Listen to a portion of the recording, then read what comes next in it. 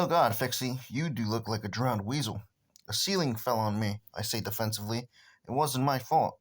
Darling, you go up and take a shower, and you'll look lovely, says Mom, in that soothing way she has. Soothing with an edge of steel. Enough to warn off Jake and Nicole. Mom's like one of those dressage riders on TV.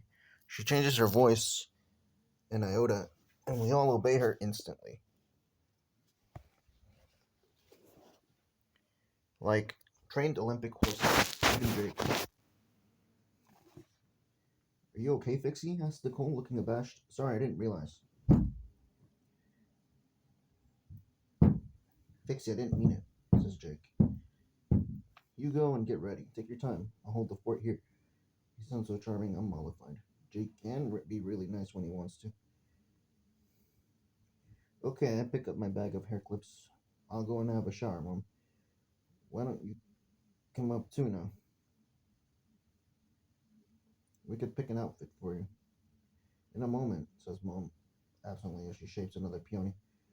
I'll be in a better position to shitty Mom into her party clothes when I'm ready myself. I decide. I sprint upstairs, rip off my damp jeans and t-shirt, and quickly take a shower in our old-fashioned cubicle. I haven't always lived at home.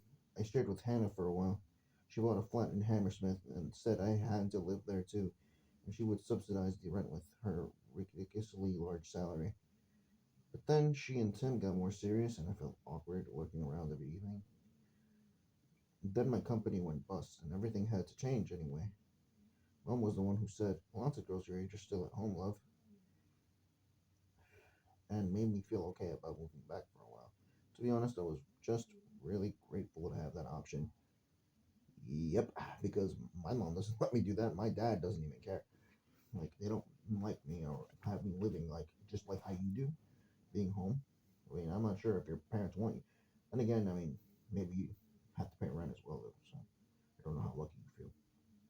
I stand on the landing to dry my hair, wrapping a towel, because there's more space and a big mirror. And I'm paused in between blasts when a sound catches my attention from downstairs.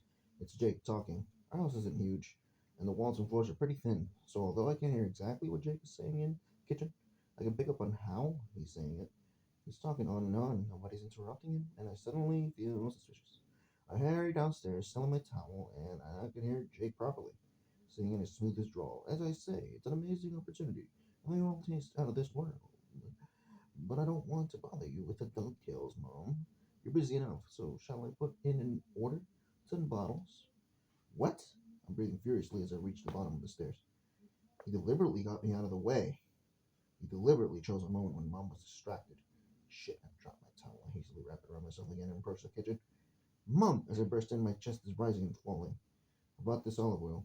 The ravens are flapping around me, but I'm trying desperately to ignore them. I've already talked to Jake, and I really don't think. Oh God, my voice is gonna wobble again.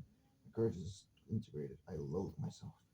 It's nothing to do with you, Fixie, says Jake, glowering at me. Yes, it is, I glare back at him. Jake, Fixie. Mom's calm voice cuts through the atmosphere. You know, I'd never order any party without seeing the details. Show me, Jake. It's your party. Jake is obviously trying to sound jovial.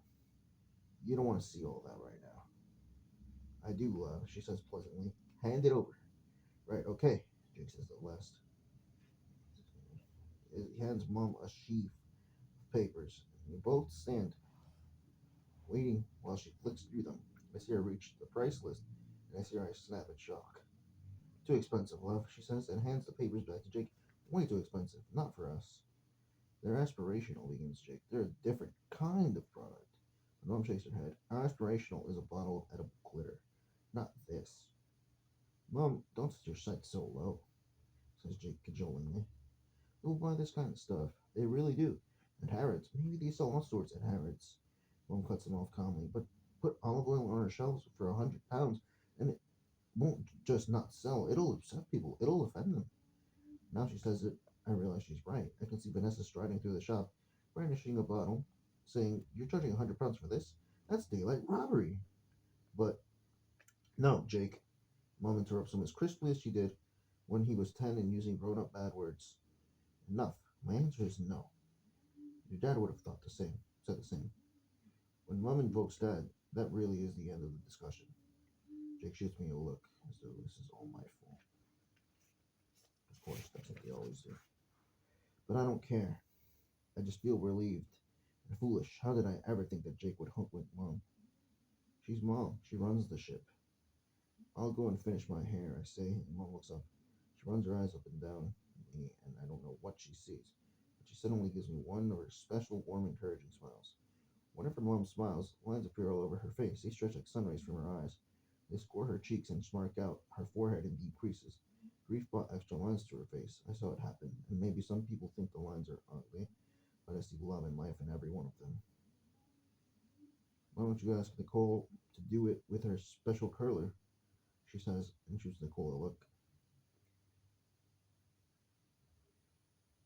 Oh, says Nicole indifferently, looking up from her phone. Okay, fine, I'll do it. Come upstairs. I know Mom wishes Nicole and I were closer.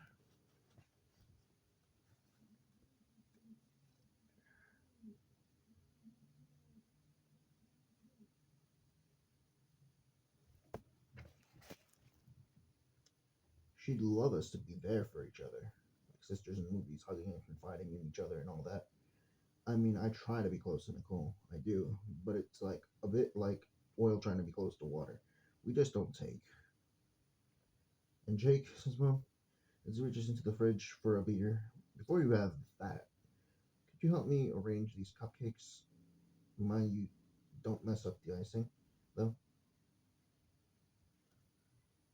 Right, says Jake, looking unenthusiastic as he puts down the beer. And I hide a smile. Why would you smile? What the fuck? Are you good? Like, why do you like disdain Jake for that? I mean, it's just weird that you smile. Your mom is smiling at you maybe to make you feel good, and you're smiling at Jake being sad. There are two different kinds of smiles, man, and one doesn't correspond well with another, in a sense. You can say so, but it's like weird. It's like why you smile. No one else could get Jake to put off drinking beer in order to arrange cupcakes, but then no one else's mom. I mean, you take a lot of pride, but I wonder where this sense of pride comes from. Hide a smile. I mean, what do you think? Jake is like some sort of Neanderthal, and you need someone to tell him what to do with his life. That's just messed up. I think it's a little petty, but I mean, still overall, the chapter does show good family dynamics and the way they encroach and entail with one another and how they do that. Yeah, I can relate to all these things that happen in this chapter here. And right now. See you in chapter 5. I'm going to start reading it. Chapter 5, as you can see. Okay, bye.